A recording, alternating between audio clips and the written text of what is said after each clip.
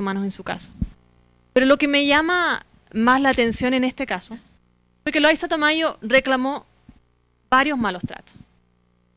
Entre golpes, intentos de ahogo, aislamiento prolongado, por ejemplo, y abusos sexuales y violación.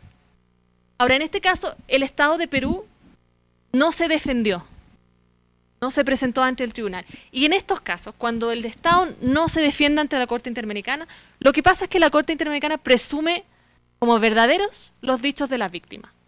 ¿Ya? Entonces, en este caso, la Corte presumió como verdadero todo lo que había dicho Loayza Tamayo sobre los malos tratos que había sufrido ella, salvo la violación. Salvo la violación. Y de hecho, la misma Corte lo dice. La misma Corte dice, en el párrafo 58 de su fallo, aun cuando la Comisión alegó en su demanda que la víctima fue violada durante su detención, la Corte, después de analizar el expediente y, dada la naturaleza de este hecho, no está en condiciones de darlo por probado. O sea, lo que quiero decir con esto es que no había más evidencia de que a Loayza Tamayo la hayan golpeado o que la hayan tratado de ahogar o que haya estado en aislamiento prolongado. No había evidencia de eso tampoco. Pero en este caso, la Corte tal vez estimó que la acusación de violación era de tal gravedad que no podía darlo por probado con una mera presunción. Este es otro de los casos en donde se alegaron circunstancias que constituyen violaciones de derechos humanos de las mujeres y que la Corte sencillamente no los vio o no los quiso ver. Habiendo dicho eso, también tengo ejemplos en donde tribunales han aplicado otro tipo de razonamiento a este tipo de casos. En el ámbito de la discriminación les quiero hablar del caso Miller y Engelhardt contra Namibia, que se dio ante el Comité de Derechos Humanos. Es un caso bastante entretenido comparado con los otros que tengo que leer. El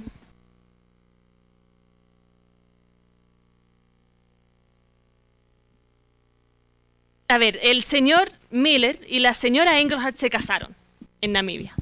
Y resulta que la señora Engelhardt era heredera de una cadena de joyerías.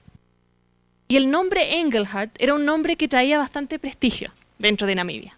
En cambio, el señor Miller tenía un apellido bastante común. Entonces el señor Miller, al casarse, quiso llamarse señor Engelhardt para poder trabajar en las joyerías de su mujer y no ser considerado, como él dice en su demanda, un mero empleado. El problema que era en Namibia, para que un hombre se pudiera cambiar de nombre, de apellido, tenía que pasar por un proceso administrativo larguísimo y muy enredado. En cambio, si una mujer quería adoptar el apellido de su cónyuge, solo debía pronunciarse en el matrimonio, en el acto de matrimonio. Y listo. Entonces reclamaron ante el Comité de Derechos Humanos y dijeron que esto era discriminación por sexo. Y en realidad, si uno aplica aquí el modelo parecido diferencia, el resultado que uno saca es que aquí hay una discriminación por sexo en contra del hombre, que es en este caso el sujeto que tiene menor protección o menor goce de sus derechos.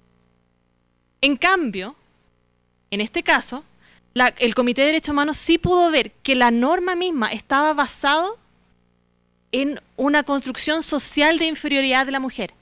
¿Por qué? Porque al Estado no le importa que la mujer se cambie de nombre. Porque no hay nada que pueda hacer la mujer que sea tan peligroso para el Estado o para la sociedad que implique una sospecha de por qué quiere cambiarse de nombre. En cambio, un hombre que quiere cambiarse de nombre tiene que justificar por qué lo quiere hacer. Y esa justificación tiene que comprobar que esto no es para perpetuar, por ejemplo, un fraude, para escaparse de la ley, por ejemplo. ¿Por qué estas preguntas no se hacen de las mujeres? Porque la ley no presume que la mujer puede estar involucrada en nada suficientemente peligroso como para justificar mayor escrutinio. Entonces, al encontrar en contra del Estado de Namibia, el Comité de Derechos Humanos encontró que eran víctimas tanto el señor Engelhardt, el señor Miller como la señora Engelhardt. O sea, ambos aquí eran víctimas de esa discriminación. Porque era una norma que estaba basada en la superioridad masculina, que en este caso resultó económicamente desfavorecido el hombre en este caso. Otros casos. Retomando el tema que planteó Patsy Lee de violencia en contra de las mujeres. La Corte Europea de Derechos Humanos, en el caso MC contra Bulgaria, encontró en contra de Bulgaria, porque este fue un caso que tenía que ver con una violación de una niña de 14 años.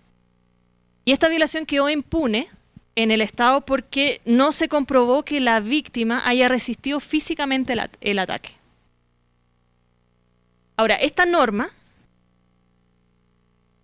analizar esta norma con perspectiva de género, implica reconocer que la norma se basa en un entendimiento de que la violación como un delito que se basa en la prestación del consentimiento, en primer lugar.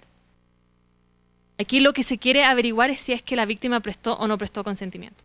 Segundo lugar, presume que el consentimiento siempre se presta de manera libre. También es una perspectiva, un punto de vista masculina del consentimiento. Además, la norma presume que el consentimiento, eso, salvo en casos en donde la víctima arriesga mayor daño a su integridad mediante la posición física a uno o más agresores. Ahora, en este caso, la Corte falló en contra de Bulgaria, pero mantuvo el requisito mantuvo el análisis de la violación como un delito basado en el consentimiento, pero dijo que la falta de posición física no debía hacer presumir el consentimiento. ¿Ya? O sea, uno no necesita arriesgar la vida para constituir el derecho de violación, para que se constituya. Ahora, esto del problema del consentimiento, uno de los hitos del derecho internacional, de los derechos humanos, se dio en un fallo del Tribunal Ad hoc para Ruanda, que analiza las violaciones de derechos humanos cometidos durante el genocidio en Ruanda. Y el primer caso de esa corte se llama Fiscal contra Akayesu. Y en el caso de Akayesu hay toda una elaboración de cómo se constituye el delito de violación, que saca este delito del ámbito del consentimiento y que establece que para poder constituirse este delito, que es un delito de lesa humanidad, y además de genocidio, un constituyente de genocidio. Para este tribunal basa la tipificación del delito en lugar del consentimiento, lo hace en base a la coerción. O sea, el acto sexual que se da en un contexto coercitivo es violación, sea que la víctima haya o no haya prestado su consentimiento. ¿Por qué? Porque en un ambiente coercitivo como era Ruanda de esa época, en donde la gente estaba siendo asesinada a diestra y siniestra, la mujer no podía... No es lo que quiero decir. El contexto era suficientemente coercitivo como para que una mujer que haya consentido a la relación sexual igualmente se pueda considerar violada. Y eso es el caso Fiscal contra Akayesu, que ha sido citada últimamente por la Corte Interamericana de Derechos Humanos al estudiar el caso Castro Castro, al estudiar también, me parece que los últimos 3 casos mexicanos que se acaban de publicar de esa corte. En eso los dejo porque me acabó el tiempo, pero encantada recibo preguntas. Muchas gracias.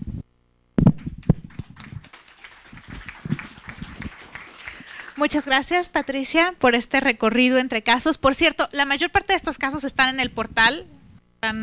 Ahí pueden consultarlos. Voy a subir este de Akayesu y otros de Yugoslavia también, que ahora estaba recordando. Entonces, bueno, pero pueden consultarlos ahí. Y abrimos ahora una primera ronda de preguntas y respuestas para nuestras ponentes. Igual en las casas de cultura jurídica, si tienen alguna pregunta, me hacen favor de avisarme, por favor. Y bueno, yo en principio yo también tendría algunas preguntas y se las dejo, juntaríamos unas 5 preguntas o 3 preguntas y después les damos la palabra si les parece. Y bueno, un poco de mis inquietudes tienen que ver con el derecho penal, como lo mencionabas, Patsili, ya trae una carga de género, un orden de género que refleja en sí mismo. Pero no solamente impacta a las mujeres cuando son víctimas, también impacta a las mujeres cuando son victimarias. ¿Cómo leer entonces el derecho penal cuando es la mujer la que está siendo juzgada, la que el debido proceso también le está impactando de una forma desproporcional, pero también las medidas coercitivas como la cárcel, especialmente la prisión preventiva, pueden tener un efecto, es pregunta, un efecto mayor en una mujer que en un hombre, ¿no? En alguna ocasión un defensor público me decía que no iba a visitar a las mujeres en prisión en Durango, que es una entidad de México, que porque no les entendía, no entendía qué querían decirles. Y el defensor público no iba a la prisión, ¿no? Entonces, bueno, no solamente pensar en la violencia como cuando la mujer es víctima, sino cuando también la mujer comete delitos, ¿no? Y otra de las preguntas que me surgían, Patricia, tiene que ver con, entonces, ¿cómo usamos el test de igualdad? En el diplomado hemos estado trabajando bastante en torno a esto, hemos analizado también algunos casos, hemos visto algunas cosas, pero ¿cómo lo manejamos? ¿Cuándo sí? ¿Cuándo no? ¿Qué implica cuando nos metemos en el cuadrito del test de igualdad y qué podemos hacia dónde iríamos más hacia allá? ¿Y qué nos dicen las medidas de reparación en casos de violencia contra las mujeres? Como cuáles serían los parámetros que estaríamos esperando sobre violencia en casos de violencia contra las mujeres. Y una más, Patsili, que se me había pasado y ya les doy la palabra. Buenas prácticas. ¿Dónde hay buenas prácticas en los países? ¿O qué nos puedes comentar en casos de violencia contra la mujer? ¿Qué hay de bueno? Algún rayo de esperanza tiene que haber. Bueno, ¿alguna pregunta? ¿Sí? Por favor.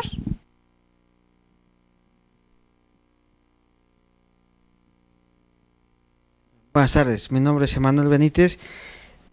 Concretamente, yo trabajo en Juzgado Penal, Foro Común, y la pregunta pues es para ambas expositoras, después de escuchar tan brillantes intervenciones.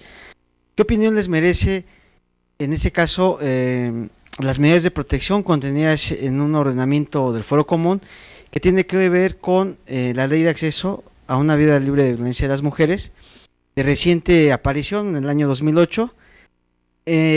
La opinión y la inquietud surge a partir de que, bueno, este tipo de medidas, a pesar que son cautelares, de emergencia y precautorias, pues se han considerado negarlas en un primer lado porque atenta o hay una cohesión de derechos fundamentales entre las personas contra quien se expide y los derechos que trata de proteger a la mujer. Y por otro lado, pues el sistema legal establecido dificulta que un juez de un fuero común pueda ejercer un control difuso de convencionalidad entre las normas de donde se desprende esta normativa local y su función jurisdiccional. Esa sería básicamente la pregunta. Sí, muchas gracias. ¿Alguien más o en las casas de cultura? Sí, acá adelante.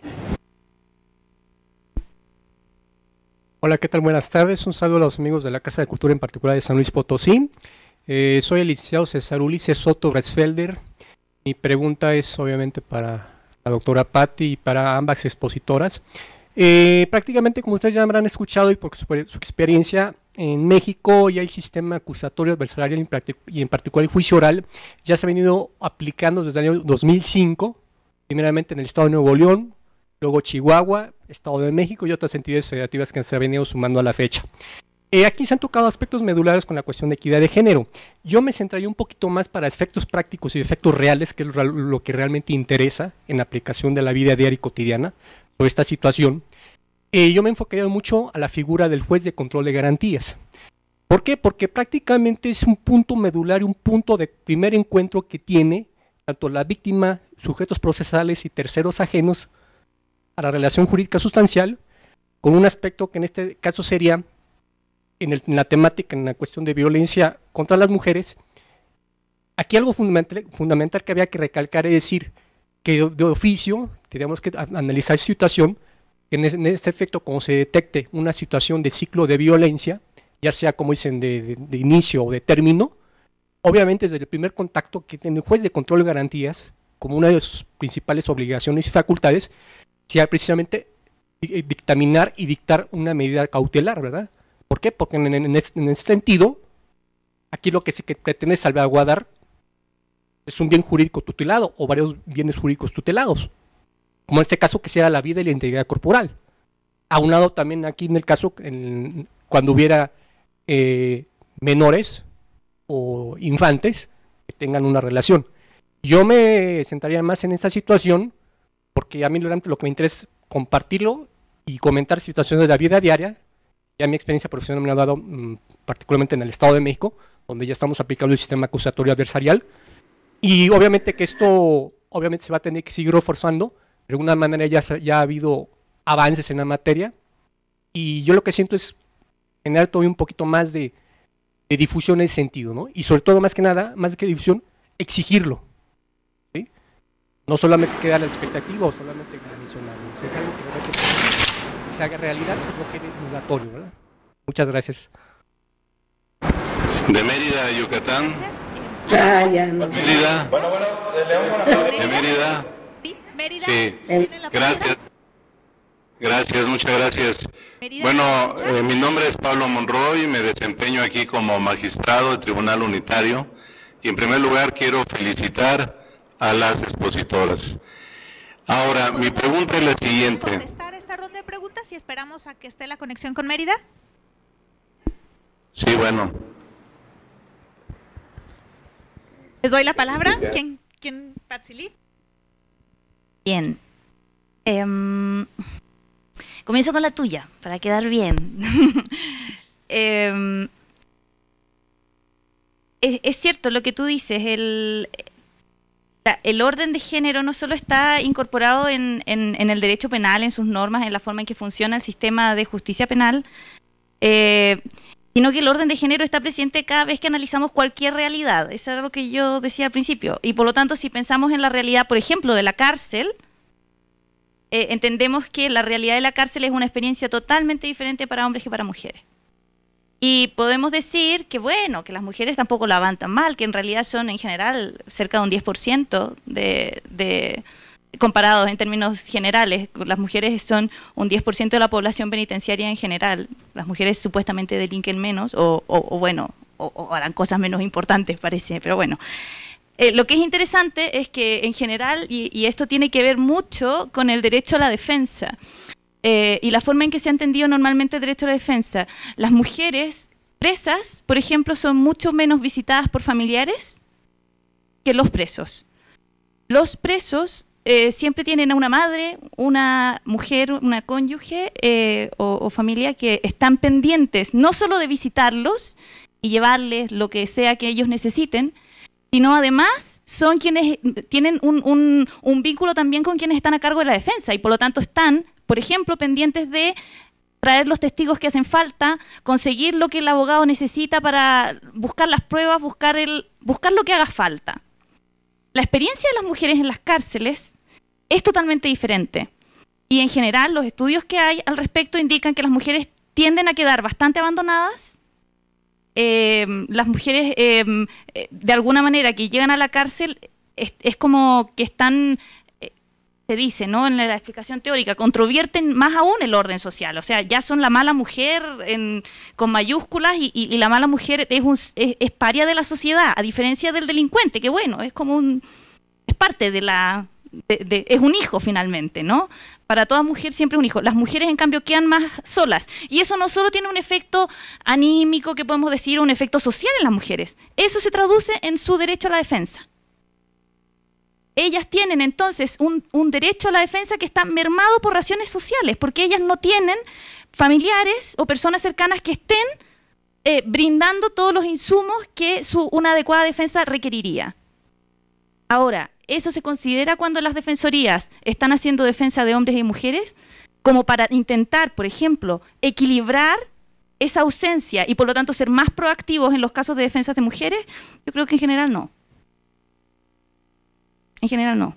Pero es una realidad y eso tiene, o sea, tiene impactos no solo en este plano como emocional o la experiencia de la cárcel diferente, sino también un impacto en sus derechos procesales.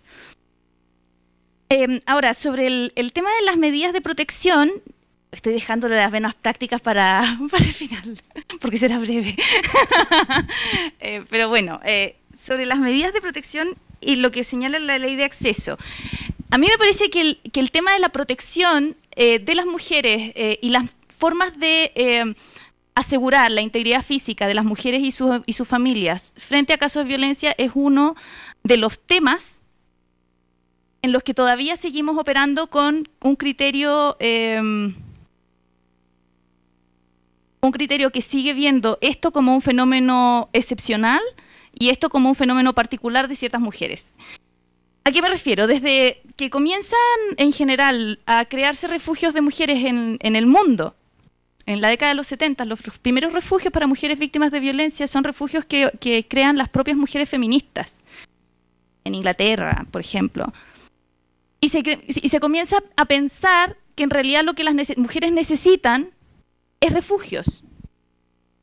Lo que sabemos hoy es que en realidad gran cantidad de mujeres lo que menos querrían es irse de su casa con sus hijos y llevarlos a todos ellos a un refugio que quedará no sabemos dónde, que les alterará toda la vida, que no podrán ir al colegio donde van, que van a estar compartiendo la habitación o estando en habitación con niños. O sea, es desplazar a toda la mujer, a todo el grupo familiar y a la mujer, porque hay otra persona que supuestamente tiene un derecho superior a quedarse en esa casa y que es la persona que está amenazando, constituyendo una amenaza a la vida o a la integridad física del grupo familiar y de la mujer. Si lo pensamos, si decimos tenemos tan normalizado la respuesta del refugio y la respuesta del refugio no responde a los intereses de las víctimas y ni siquiera responde a una ponderación razonable entre los costos que significa sacar a un hombre y tener centros de... ¿Cómo sería? Centros de... como de alojamiento, por ejemplo. Centros de alojamiento para hombres que están denunciados por violencia, que podría ser una inversión más barata, porque además sería no es el hombre con toda la familia. Normalmente la mujer se quedaría con toda la familia en la casa y tener unos hoteles, no sé. Sí, sería más fácil para controlar agresores, pero es que eso ni siquiera se plantea. Lo que se plantea es que esta mujer es la víctima, hay que sacarla, el Estado la puede proteger, le vamos a alterar toda su vida, la vamos a llevar a este centro donde va a compartir con otras mujeres que están todas sufriendo el mismo drama. O sea, realmente, y sobre todo en países como México, donde los centros, los refugios son como la medida en la que se piensa siempre en casos de violencia. Y es muy dramático, porque muchas mujeres van a ir a denunciar y cuando les dicen refugio, dirán, bueno, no gracias, me voy a mi casa. Y entonces, ¿quién es la responsable de que la hayan matado después? Ella, porque no quiso ir al refugio. Ese es el problema. Finalmente, nuevamente estamos particularizando la violencia como un problema de esta mujer con este hombre. Y las respuestas tienen que ser considerando que este es un fenómeno social, un fenómeno de responsabilidad social y un fenómeno en el que el Estado tiene una responsabilidad muy, muy fundamental. Y que por lo tanto las medidas se tienen que ajustar. A mí me pasa con el tema de los refugios y con la medida que para mí es la más lógica. Yo litigué muchos años en casos de violencia y siempre lo que las mujeres cuando llegaban casi a denunciar simplemente porque querían que sacaran al marido de la casa. Eso era la motivación para denunciar. La motivación no era que lo condenaran por lo que le había pasado, no era por las lesiones que me provocó la semana pasada. Denuncias porque no quieres que vuelva a pasar otra cosa peor y denuncias porque en realidad lo que quiero es que lo saquen de la casa. El problema es que esa voz de las mujeres no está presente cuando se elaboran las políticas o cuando se discute, por ejemplo, el tema de la orden de alejamiento. Entonces resulta todo el debate de rango constitucional sobre el derecho de propiedad y no sé qué ¿Y de qué estamos hablando? ¿Y qué pasa con esa mujer y esos hijos que han sido por años y por décadas llevados de la manera más normal a los refugios como si nada? y todas esas otras mujeres que no han querido ir a los refugios y que han terminado siendo víctimas de violencias más graves o incluso asesinadas. El sistema acusatorio y los jueces de control de garantías que pueden actuar de oficio. Efectivamente, yo creo que a ver, si lo vemos en términos muy teóricos y generales, por supuesto que el sistema acusatorio da herramientas y da elementos que podrían llegar a ser utilizados de una manera que efectivamente asegure los derechos de las mujeres y que por ejemplo, resguarde el derecho a la vida y la integridad física de las mujeres y sus familias. El problema es que tenemos que asumir que el sistema acusatorio no se está instalando sobre el vacío, se está instalando sobre ciertas dinámicas judiciales previas, en donde nadie está acostumbrado a actuar si es que no se solicita, en donde si hay una mujer no está pidiendo una medida de protección, probablemente no se la van a dar, porque se asume que la mujer tendría que tener clarísimo lo que quiere. Quiere una medida de protección, y además la medida de protección que normalmente se le va a ofrecer es esta, la que le estamos diciendo, el refugio, que es la más fácil. Y entonces, nuevamente, nos encontramos con que qué es lo que se le está ofreciendo en realidad a las mujeres. Y si el problema en realidad es que el juez de control de garantías sea más activo, o también que se anime a utilizar otras medidas de protección que sean más adecuadas. Porque el juez puede decir, bueno, a todas les dimos la oportunidad de irse al refugio. Y, no sé, el 40% de las mujeres decidió no ir al refugio. Con fundadas razones, además. Entonces, creo que una cosa es que existan las herramientas en lo formal, otra cosa es que efectivamente se apliquen, y otra cosa es que efectivamente estas medidas se adopten teniendo en consideración lo que están diciendo las mujeres y lo que ellas están pidiendo. Las mujeres no llegan normalmente con la ley y dicen, yo quiero la medida que está en el artículo tal, letra B. No. Muchas veces sabemos que las víctimas no tienen defensor particular, no tienen nada, no tienen existencia en los procesos. Y ese es un tema. O sea, sabemos que todo lo que tenemos de elaboración teórica respecto de los procesos penales, sobre el garantismo penal y lo que sea, estamos pensando en un sujeto del proceso penal, que es el acusado, que siempre fue el sujeto, él y el Estado. Víctima, ¿de qué estamos hablando? Bueno, es un testigo privilegiado, o es el cuerpo del delito. Pero normalmente, o sea, de hecho no tenemos ni siquiera elaboración sobre qué es elaboración teórica profunda sobre qué es el debido proceso para las víctimas. Porque si empezamos a pensarlo y pensamos en todos estos efectos colaterales de los juicios orales, de cómo la oralidad inhibe a las víctimas de declarar lo que les ha pasado en determinados casos, nos encontramos con problemas. Bueno, buenas prácticas. Lo que pasa es un problema... No es que no haya, seguro hay. Lo que pasa es que a mí no me llegan. como yo me dedico a hacer investigación en violencia contra las mujeres y en general en los últimos años yo estoy bastante dedicada a investigar asesinatos de mujeres, feminicidios en Latinoamérica, pero no solo también. Lo que me pasa con los asesinatos de mujeres, y eso es muy interesante, es que resulta que los asesinatos de mujeres tienden a ser los mejores casos para el sistema penal. Porque ya no tienen a la víctima, que molesta. Porque antes, cuando ella no la han matado, ella está indecisa, no sabe si quiere seguir o no quiere seguir el juicio. No sabe si finalmente va a animarse a declarar contra él o no. Está pensando en que mejor quizás si retira la denuncia, las cosas se calmen y entonces quizás no pasa nada y se logra arreglar el problema con la pensión de alimentos. Y las víctimas de violencia son las víctimas que dejan a los fiscales del Ministerio Público hasta aquí, porque en el fondo la señora vino la semana pasada que quería medida de protección, ahora ya no quiere. Bueno, se estudian el ciclo de la violencia, pero igual piensan que, bueno, que la señora ya está bien con el ciclo de la violencia, pero es mi trabajo, o sea que hasta la semana pasada yo estaba investigando, ahora ya dice que no. Entonces cuando tenemos una mujer muerta, es bastante más fácil. Y entonces son los casos en los que los ministerios públicos, por lo menos en Chile, en mi experiencia, pueden lucirse y obtener condenas espectaculares. Y y se dice, wow, y tenemos esta tremenda condena por este crimen tan horroroso, pero resulta que nadie pregunta si esa mujer había denunciado amenazas de muerte 6 meses antes y que ese caso se había suspendido provisionalmente porque el hombre quedó de alejarse durante un cierto tiempo.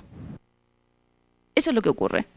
Entonces, creo que no soy la persona en la cual yo no recibo noticias en que la gente me diga, hay un tribunal que lo está haciendo espectacular. En general, seguro que eso ocurre, solo que yo no me entero, a mí no me lo cuentan. Entonces, debe ser un problema, si se enteran, y pueden pedirle mi correo electrónico y contarme de buenas prácticas, pero en este momento, como que no sé.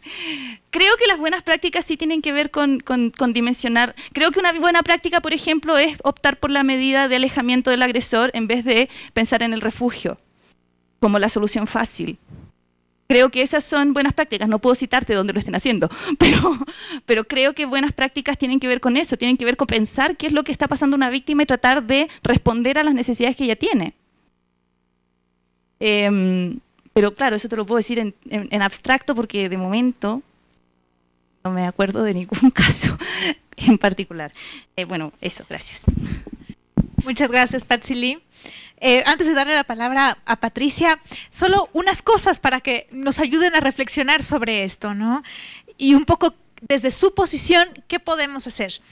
Me contaban un par de amigas que son muy buenas litigantes, que ahora cuando las mujeres van a presentar una denuncia sobre violencia intrafamiliar en los ministerios públicos de México, al Ministerio Público se le ocurre que es buena idea darle a la mujer que va a denunciar violencia intrafamiliar el citatorio, para que ella se lo lleve al marido. Porque es más rápido. Es más rápido que ella se lo lleve, se lo entregue y la cite. Para ahorrar. ¿Qué se puede hacer? ¿A dónde o a qué instancia judicial puede recurrir una mujer para denunciar esto? ¿Qué derecho se le está violando a la mujer con esto? Y lo otro, hablando del sistema acusatorio, lo que está pasando mucho en Chihuahua, y bueno, ya hay como un poco de investigación que se está haciendo ahora con la implementación del sistema acusatorio. Eso sí me lo dicen los que están haciendo la investigación, es que cuando las mujeres se presentan a denunciar casos de violencia intrafamiliar, lo que está pasando es que están conciliando estos casos. ¿Puede existir conciliación entre una mujer y un hombre en una situación de violencia intrafamiliar? Es un poco la duda, ¿no? Ya nos decía la Comisión Interamericana en el informe sobre acceso a la justicia para las mujeres víctimas de violencia que no se podía, que había que tener mucho cuidado con esta parte de la conciliación. Y sin embargo, parece que estamos cayendo en estas prácticas, ¿no? ¿Qué puede hacer la mujer ahí? Esa más bien es una pregunta hacia ustedes, ¿no? ¿Qué puede hacer el Poder Judicial ahí? ¿Qué recurso puede ampararse? ¿Qué podemos hacer aquí? Y ahora sí, Patricia, ya que dejé más dudas sembradas. Gracias. A ver, tú me dices, si no aplicamos el modelo parecido y diferencia, ¿cuál modelo tenemos que aplicar? Una buena pregunta. A mí no me gusta el modelo parecido y diferencia. Algunas escritoras de teoría feminista han postulado lo siguiente.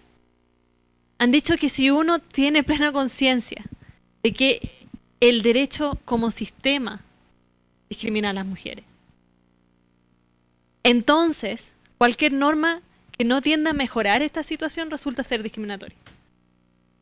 Cualquier norma que mantiene el status quo o empeora la situación de las mujeres es una norma discriminatoria. Entonces ahí nos deshacemos de toda necesidad de tener una lista de puntos de los cuales tenemos que cumplir para ver si tenemos una discriminación por sexo. En realidad, en la experiencia de los tribunales, y como les digo, mi experiencia es en tribunales internacionales, ¿en qué momento se ha dado el mayor avance? Eso tiene que ver enteramente con la integración, con la forma en que se integran estos órganos internacionales, estos tribunales. Y lo mismo se aplica a nivel nacional. La Corte Interamericana de Derechos Humanos era pésima. Solía ser pésima para identificar casos que tenían relevancia para los derechos humanos de las mujeres. Y esto cambió en el año 2006, en el caso de la masacre Plan de Sánchez. Plan de Sánchez era un caso atroz en contra de Guatemala, en donde una patrulla militar se acercó a un poblado indígena.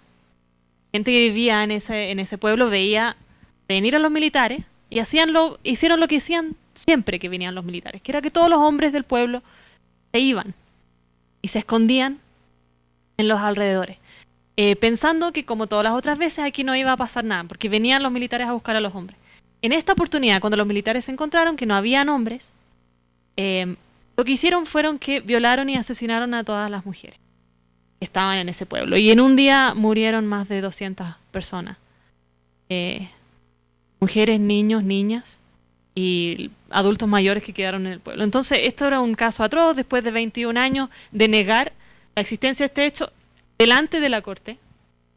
El Estado de Guatemala reconoció su responsabilidad y por ende pasaron directamente a la fase de reparaciones. Y en esa fase de reparaciones hubo por primera vez una consideración de género en la jurisprudencia de esta Corte. Una consideración que hablaba de los daños psicológicos sufridos por las mujeres que habían sobrevivido esta violencia sexual. Y esto pasó en el año 2006. ¿Y qué es lo que pasó en la Corte Interamericana en el año 2006? Lo que pasó fue que por primera vez en 15 años integró la Corte una mujer. Una de las juezas era mujer.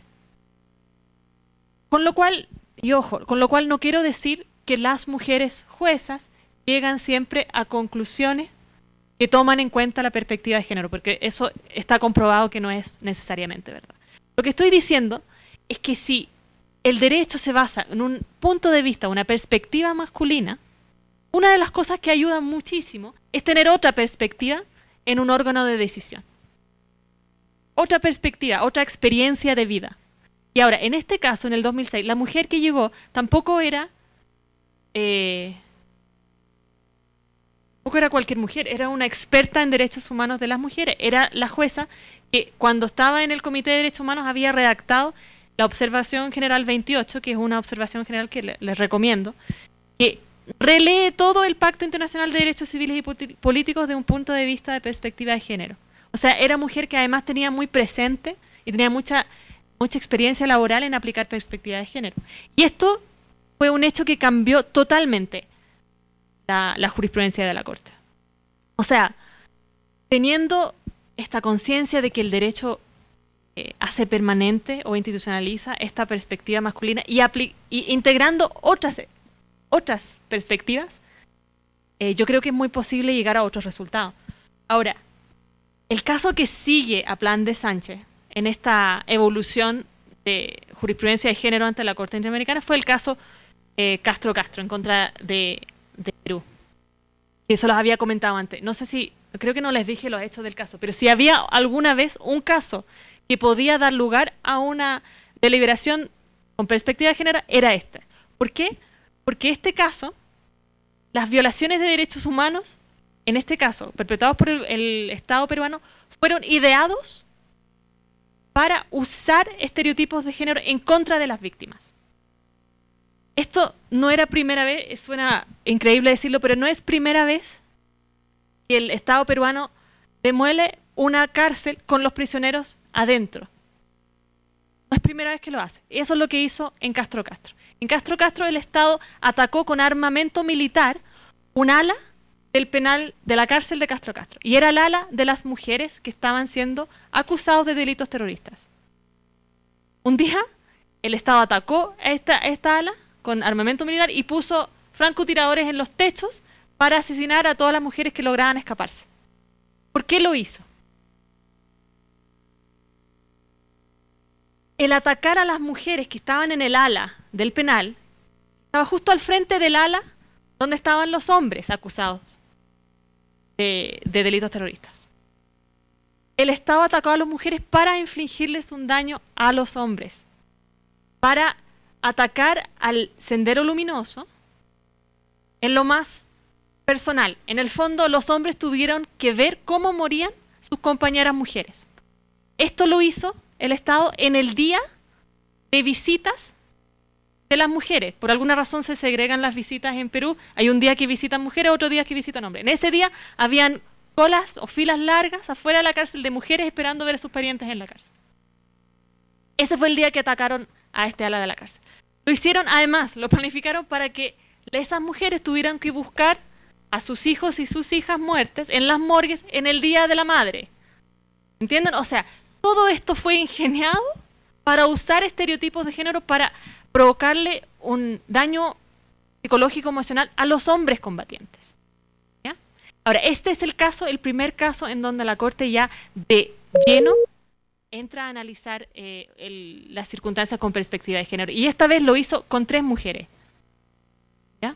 Y es un razonamiento, si ustedes lo leen, les recomiendo el caso, si ustedes lo leen, hay un razonamiento muy largo sobre cómo cada uno de los hechos afectó a las mujeres en forma diferente a los hombres. Ahora bien, y con esto quiero hacer el vínculo con otra de las preguntas. Preguntaste por la cárcel para las mujeres. Y Patsily dio algunos ejemplos de estudios empíricos que han demostrado cómo la cárcel es una experiencia muy diferente para hombres y mujeres. Hay de eso en la sentencia de Castro Castro. Pero yo, en este caso, yo digo que hay que tener cuidado con saltar a conclusiones que están basados en estereotipos de género y reforzar esos estereotipos. Por ejemplo, en este caso, hubieron prisioneras y prisioneros que fueron aislados, sometidos a aislamiento luego de los hechos.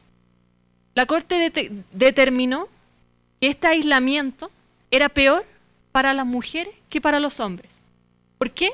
Porque impedía que las mujeres pudieran tener visitas de parte de sus hijos. Y eso era un atentado a la maternidad. ¿Ya? O sea, la Corte en este caso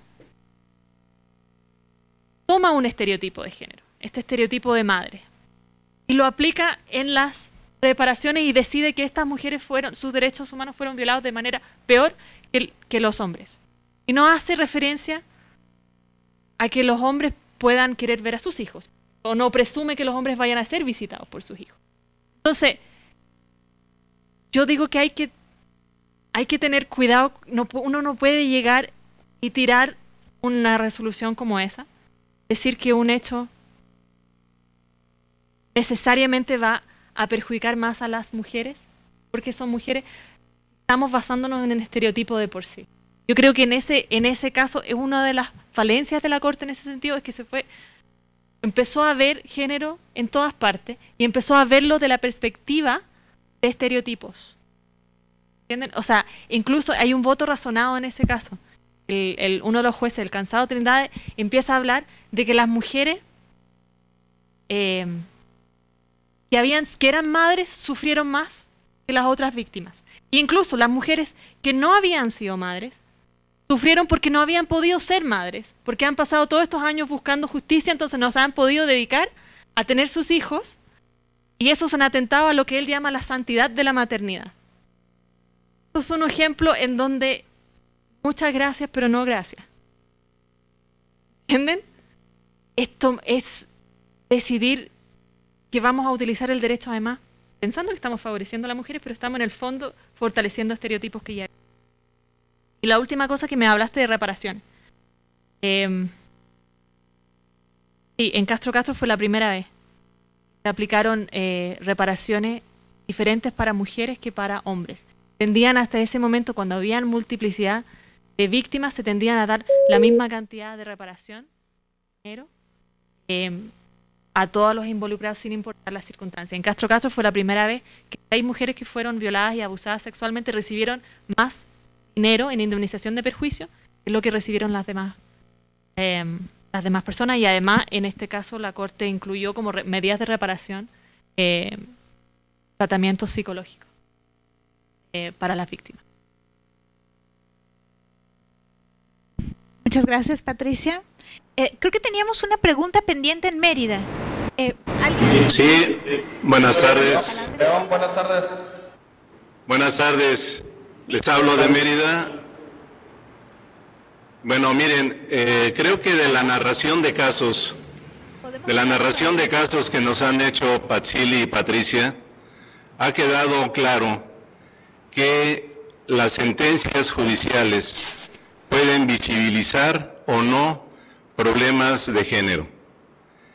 Ahora, yo creo que para que en las sentencias judiciales se puedan visibilizar y resolver esto. No estamos escuchando. A ver, diga. Buenas tardes, de Ciudad Victoria. De León, buenas tardes. Estamos hablando Ciudad Victoria. A ver, de Mérida, ¿ya me escuchan? ¿De Mérida ya me escuchan? ¿En Mérida? De Mérida, sí, buenas tardes. Ahí estamos, en Mérida. Sí.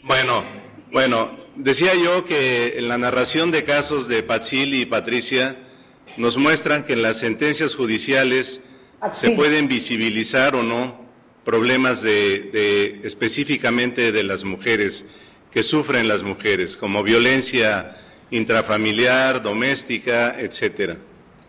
Ahora, yo creo que para que esta labor se pueda desenvolver en las sentencias, es necesario sí incorporar todo ese contexto social, ese contexto político y cultural del que se hablaba, pero específicamente un método que a mí en lo particular, siguiendo lo que apuntaba Sandra, me parece muy útil, me ha parecido muy útil, es el del test de igualdad, que yo lo podría traducir en hombre y mujer, varón y mujer, iguales pero diferentes.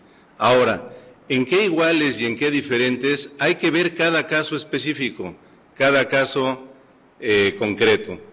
Y en ese sentido, Patricia, no me queda claro todavía tu reticencia a ese método. No sé si sea un problema lexicológico, un problema terminológico, cuando hablas tú de parecido, diferente, si eso es esencialmente diferente, esencialmente contrario al iguales pero diferentes, que nos pueden permitir parámetros de análisis en cada caso para descubrir esa violencia y esas atrocidades que todavía se dictan en las sentencias en contra de las mujeres, y no solo en las sentencias, sino en todo el trámite judicial, en el problema del acceso a la justicia. Entonces sí me interesaría mucho, Patricia, precisar ese punto contigo para ver si estamos hablando de lo mismo o de cosas radicalmente diferentes. Muchas gracias. ¿Tenemos alguna otra casa de cultura? A ver. Sí, de Ciudad Victoria. Buenas tardes. Sí, en Ciudad Victoria tienen. Sí. Sí, buenas tardes, Ciudad Victoria. ¿Sí me escuchan? Sí, perfectamente. Muchas gracias. Sí, en relación a la ponente Patricia, a las dos ponentes las quiero felicitar enormemente. Nos explicaron brillantemente los procedimientos para detectar por parte de los juzgadores pues las posibles causas de discriminación respecto de la mujer. Nos habló Patricia también acerca de los casos de la Corte Interamericana de Derechos Humanos en los cuales no se había juzgado con una perspectiva de género y probablemente haya habido cierta discriminación. Quisiera pensar que esa corte en ese entonces estaba integrada únicamente por jueces hombres.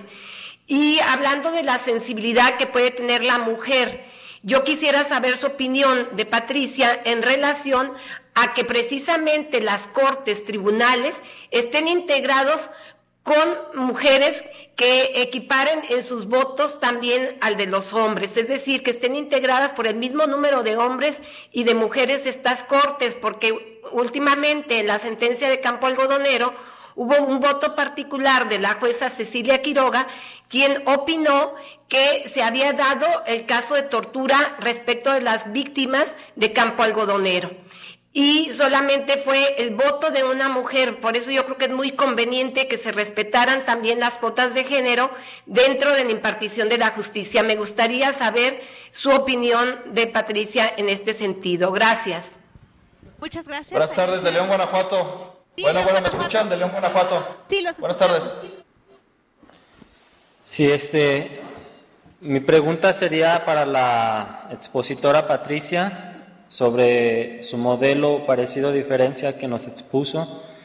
Yo tengo una duda respecto a si se podría considerar que existe discriminación por sexo en la definición de un tipo penal de delito de violación, en cuanto se define este como la imposición de la cópula por la fuerza, ya que este acto de la cópula se entiende como la introducción del miembro viril, obviamente que el varón por la fuerza a otra persona, y me parece que este es un tipo, esta definición está destinada para los hombres únicamente, ya que dada esta definición no se podría entender cuando existe una violación de una mujer hacia un hombre. Entonces yo no creo que en estas circunstancias esté ante una igualdad del hombre y de la mujer frente a la ley, porque creo que así como está definido en algunos ordenamientos legales de nuestros estados, creo que sí se podría considerar que existe una discriminación, ya que está destinada únicamente para los hombres. Me gustaría que nos diera su punto de vista en el particular. Muchas gracias. Muchas gracias. En Guanajuato, ¿alguien más en las cosas de cultura? ¿Acá? Sí, acá adelante.